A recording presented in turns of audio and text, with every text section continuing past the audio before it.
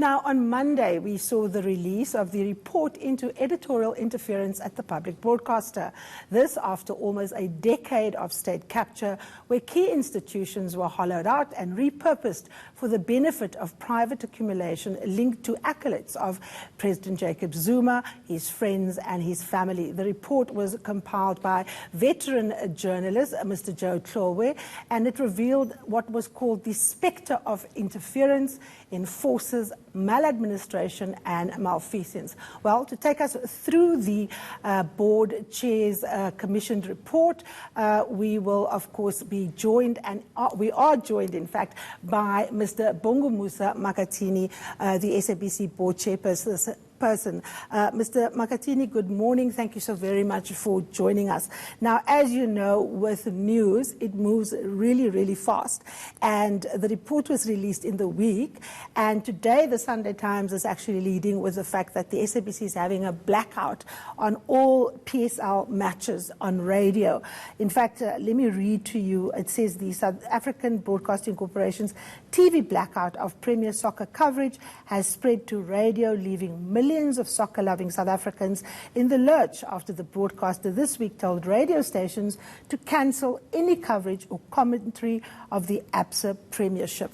Your comment on this, and also given the fact that you rely on this for your numbers and your figures, this is obviously going to impact on your turnaround plan, advertising. What has led to the complete breakdown between yourselves and the other parties, particularly the PSL? Thank you for having me, and greetings to your viewers at home. The first point, these are commercial matters, and really I would want them to be discussed within that context. But just maybe to highlight, at this stage, we still don't have any agreement with PSL. And that's why is that? Because we haven't been able to agree on commercial terms. In terms of what we are able to do and what makes commercial sense for the SABC and what they are expecting, we haven't been able to find each other. How far apart are you in terms of your expectations and their expectations? What have you put on the table? Like I've indicated to you, that these are commercial matters, but the point that I want to emphasize is that the fact that maybe previous SABC management or board members were comfortable to sign uncommercial and hugely damaging deals at the expense of the SABC, this board that I'm part of, we're not going to perpetuate a scenario that put SABC in the worst financial position. That's the first point. But the second thing is we cannot perpetuate things that cannot be justified. We have fiduciary duties as directors to do what is responsible. And at the end of the day, if we're not able to commercialize these kind of deals, it becomes impossible. And for the public, it's going to become impossible for the fiscus to keep carrying the SABC that keeps committing itself into non-commercial kind of deals. So to get a short answer from you, Mr. Makhathini, is it commercially unviable for you to carry these PSL matches on radio and television? With the current structure and how these contracts are made, it is uncommercial for us. It won't make financial sense for us to sign such deals. Now, we know, of course, the Treasury has been really strict about the fact that it's going to give you a bailout, but you have to adhere very strictly to the terms of this. Are you not worried, sir, that your competition, like MultiChoice, that has, in fact, a monopoly on PSL games and soccer generally and sport in general, will actually just grow that monopoly, and you won't have any opportunity to compete with them on any kind of equal footing? Maybe let's look back at what the sports regulations are saying. The sports regulations talks about free-to-air, which means eMedia Holdings, for example, has not even tried to bid for these rights. Why? Because the price is not financially viable for them. So it's not only about the SABC, but it's about doing what is fair and what is responsible as commercial, as directors of this. But should the legislation not be reviewed? Should the monopolies not be looked at and re-looked at when the SABC is discussing this question with the PSL, for example. Is it just about money, or do we also need different types of regulation that will enable people, different broadcasters, to actually have a fair shot at this? We've made extensive submission into that regard, but you are right. It's not about our current financial position. People sometimes confuse our financial challenges as the reason for us not to sign these deals. Even if we had money, we're not going to continue signing deals that are not commercial and beneficial to the SABC. So, what does the PSL want from you commercially? Like I've said, that these are commercial matters, and I would like to keep that away from this kind of a forum. It must be discussed and be negotiated by our executive team. Okay, let's return to the report on political interference. It was a long time coming, and just for our viewers to remind them that it was the second leg of two commissions that you've had. You've had one into sexual favors for jobs, and then, of course, the other one into commercial interference, or rather political interference into the SABC. Now, individuals were named, and that's, of course, old news. We know that there was no smoking gun to the head office of the governing party, Luthuli House, despite the minister and Mr. Motsoeneng explicitly acting on what can be said to be government instructions, because Ms. Mutambi was, of course, a government minister at that time. Let's talk about the procedure of the report. Procedurally, factually, in terms of how the information was gathered, are you satisfied that Mr. Tlogwe, provided you with a credible process which draws credible conclusions? As you know, that as the SABC, we wanted this process to be run independently of the board and management. And we made sure that the people who lead that commission is somebody who's respected and who's a veteran in the journalism space. So we have no doubt that he was the right man to help in driving that process. So as to the outcomes of the report, it's an independent process, and there were extensive kind of submissions that were made, extensive interviews, some were even done in the public domain. Yeah. And everybody was provided with an opportunity to come forward with whatever information that could help the inquiry with the work that it was tasked with. So from where we are as the board, we've received and acknowledged the report and approved it for publication. And we are taking into consideration the recommendations that came, for example, on the issues of oversight and reporting. Those kind of recommendations will be taken into consideration when we finalize our editorial policies. Mr. Makhathini, I'm going to ask you again. Are you satisfied that Mr. Tlogwe ran a credible process, that the witnesses that he interviewed, that the narratives which he accepted as fact, the people that were placed in meetings where they were supposed to be, do you accept that all of that is factual, procedural, and correlates with testimony that had been given at other inquiries, whether it be the parliamentary process, whether it be other forums where people spoke, such as in newspapers and so on? Are you satisfied that the information gathered was gathered accurately, and that the facts contained therein are indeed, undeniable? As the board, we cannot ask Dr. Tlogwe to run a process and then come back and doubt what he comes out with. He's a professional. We believe he did what he was meant to do. And there were terms of reference that guided that process.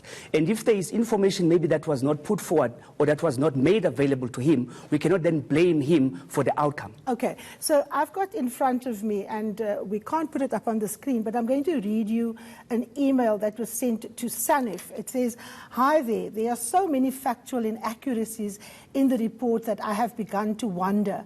Mr. Jimmy Matthews never came to the meeting with Ms. Ellen Shabalala and myself and Mr. Brian Molefe. That just did not happen." And that's in exclamation marks or in capital letters. Then Sebulelo was not there in the confrontation with Mr. Molefe. That's now Mr. Brian Molefe, who was at the time Transnet's director. And it says that Sophie Mukwena and Francis Hurd and Tabile Ngwata were there, they were just not there. What are we going to do with evidence that is littered with lies? Now, this is one of the emails that I have. I think I have about 10. Plus I have a scrubbed hard drive communication between the people that, in fact, brought the charges against the SABC 8 that were fired, that if essentially just don't put people in the same meetings. Now, if the basics such as those things are being contested, and I'm not saying these people are right, they're contesting it, this is their view. How are you going to implement a report where people actually factually challenge who was present in critical meetings deciding on whether Mr. Brian Molefe, for example, should be apologized to because he felt he was being ambushed because he was asked about locomotives? That's an interview that Frances Hurd did, for example, and her editor, Ms. Tandeka Kobule, was told that she must apologize. She was told by Ms. Sophie Mukwena.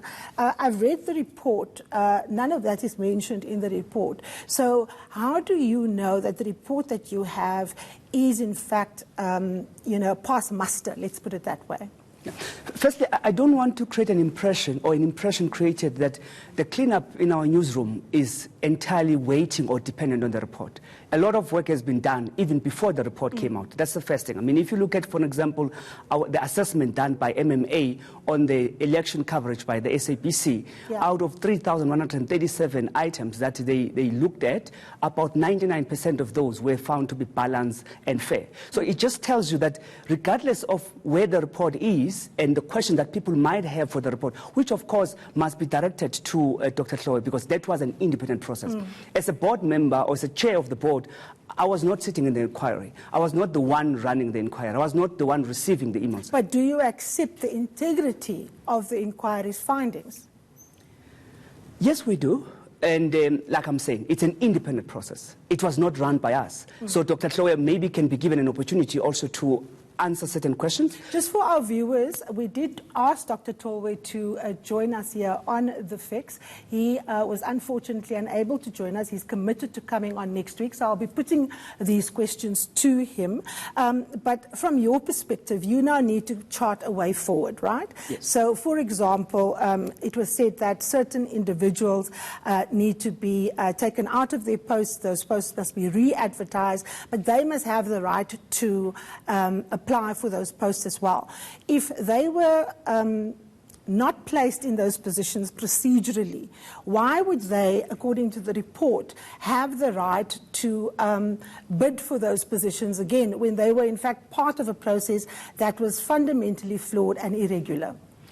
You would have heard when we had the press conference that from the board stance, we are of the view that whoever is found to be implicated in wrongdoings will have to hold those people accountable. But in the manner in which it will be done, it would be in line with our own policies in terms of how we deal with these matters. So that's one thing. Around irregular appointment, we may need to approach the court. Head of legal did give some details into this fact that we'll be approaching the court to assist us in dealing with some of these irregular appointments. But the fact of the matter is we've got to correct the wrongs. We've got to ensure that there is justice. I mean, what is going to compel you to go to court, sir, in this matter? Are you expecting a fight back from those employees that have been identified? And please, could you name them? I think it's your head of television, your head of radio, and a few other people. If you could just name the individuals that were named as people that were irregularly appointed and that now has to be part of the group that will be allowed, according to the report, to reapply for their jobs. Maybe the other point I need to clarify, some of these people who are implicated were also part of the Public Protector's report. So Dr. Chloe's report is not the first report that gives us a view of what has gone wrong at the SABC. So give us the names. Okay? At this stage, I didn't prepare a list of those people, but the process is there's about 34 people, if I'm not mistaken, who are... Does it include your head of radio, your head of television, and your head of news? Yes, it does. Okay, so those are pretty critical areas, right? I mean, the person who heads up the news, the person who heads up radio, the person who heads up television, these are very key editorial appointments. If you look at your upward referral system, these are people that are key in the chain that the SABC remains committed to actually be free of commercial and political pressure. So under what circumstances will you go to court to challenge, let's say, for example, if the current people who hold those positions reapply for those positions? Will you allow them to be part of that process, sir? Okay. You've asked a question, what will compel us? We've been in a cleanup for the past, I'll say, 15 months as the board. So a lot of these cases are already in court. SIU has also assisted us. There's about 6 criminal matters that has come out of that process. There's about 7 litigation matters. There's about 23 DC matters. So we are hard at work in ensuring that we implement those recommendations or remedial actions. Now, Mr. Hlaudi Motsoeneng, who's mentioned throughout this report as giving instructions on the fact that people must be disciplined, that the SABC must be cleaned out. These are in meetings with various employees of the SABC, claims that he had done absolutely nothing wrong. Now, we know, of course, that he did not take up the opportunity to come to the Commission, but during the parliamentary process, he complained that he was never given the opportunity. Now, of those cases that are in front of the SIU, how many of them involves Mr. Hlaudi Motsoeneng? Specifically on Mr. Hlaudi, we are in litigation with him. We are trying to recover 21 million from him. That relates to 11 million that relate to the bonus that he got, but another 10 million rand relates to some of the irregular appointments, salary increases, and some. Does that include the appointment of the woman who's now resigned? That is Ms. Nomsa Peliso. No, it doesn't. It doesn't. So my understanding was that if, for example, all the irregular appointments were undone, you'd be able to recoup about 40 million rand. One of the organizations that benefited tremendously during Mr. Motsoeneng's reign at the SABC was, in fact, members of the the communications workers' unions. I mean, they were allies of Mr. Motsoeneng. I've asked them on previous occasions on public platforms how many of their members, for example, are among those that were irregularly appointed, and they haven't been able to come back to me. Are you able to tell me how many members from the communications union are involved in those people that were irregularly appointed and that are directly linked to you trying to recover monies from Mr. Motsoeneng? As a board chair, I wouldn't have a view of who belongs to what trade unions. So I think CW will be the right people to answer that question. But if one looks at the incorrect appointments, give us an example, sir, of what kind of appointments Mr. Motsoeneng made that you are now trying to recoup monies from. Are we talking about a manager that was responsible for one other individual? Are we talking about people that were patently not qualified to be in the positions? What are we talking about? In the main, any appointment that was not done in compliance with our policies, whether it's promotion policies or headhunting or the normal recruitment of people, if it did not comply with our own policies, that appointment will be irregular. Whenever you appoint or you promote people, you need to open it up to allow. But I'm talking about the specific cases that you are looking at. So you would know, for example, at what level of the organization they are at. Are they at executive level in terms of management? Are they at senior level in terms of editorial positions? What are we talking about? They are at all the levels that you've mentioned. Executive level, editorial level, and those are all the things that are currently being reviewed. Now, in terms of the role of Faith Muthambi, she was the Minister of Communications. In the report, there is an example made of a group of journalists who went to meet her. She was doing work in a particular province, and they were late, and she chastised the SABC. In fact, she said, "You belong to me," if I'm quoting the report correctly. You must do as I say. And she was unhappy with the way in which one journalist was dressed. And this was actually reported back to the SABC. So apart from the fact that she denies ever having had direct impact on the editorial policies, but I mean, this is a public gathering that she addressed in front of other journalists. What are you doing with Ms. Faith Muthambi? Are you taking her to court? Is there monies that you are wanting from her? Are you going to charge her criminally or civilly in any way? Okay. I mean, the whole issue of Dr. Thorell's report only came out about 2 weeks ago for the board to review it. Like I'm saying, a number of recommendations are currently being reviewed and will take the necessary steps. But from where we are now, we've only had this report about 2 weeks. I'm going to ask you again, sir, even if you've had the report for 2 weeks, you've had the other reports, you've seen the hand of Faith Muthambi, for example, in the ad hoc committee's report. She's supposed to have gone to the ethics committee in Parliament. So that's already one process that places her front and center of what went wrong at the SABC. Now, even though you've only had the report for 2 weeks, it doesn't come in a vacuum. In fact, that's one of the major criticisms that some of the staff at the SABC has of Mr. Tlolwe's report is that it comes in a vacuum. It doesn't locate the SABC the way it locates Transnet, Eskom, Denel, the revenue services, as part of institutions that were actually hollowed out under state capture. What are you doing specifically with Ms. Mutambi, who was the minister? I mean, she shared confidential information with the Guptas. She changed policy, cabinet policy, around encryption. How can the board still be undecided about what should happen to Ms. Mutambi? Maybe let me correct you. It's not about the board being indecisive about what needs to happen. The two instances where you change cabinet cabinet memos, that has to do with parliamentary processes. You can't expect the board of the SABC to hold ministers accountable of what happens in cabinet. So that is a parliamentary process. But it had to do with what you could do. It had to do with broadcasting policy. You are the largest provider of news for the majority of people who have televisions in this country. Yes. Anything and everything that is within the board scope, we are dealing with it. And we'll continue to take input and take guidance from all of these input that we've received, whether it's from the Public Protector's report, ad hoc committee report, SIU or Auditor General. All of those things that come out of there, we are hard at work implementing those. Mr. Makhathini, thank you so very much for your time. Just to remind viewers, as I said, we had asked Mr. Joe Tlolwe to be part of this discussion. He will come to us next week, so we will be putting the very same questions to him. Still ahead on The Fix, we look at some of the stories making headlines in your weekend newspapers. Stay with us.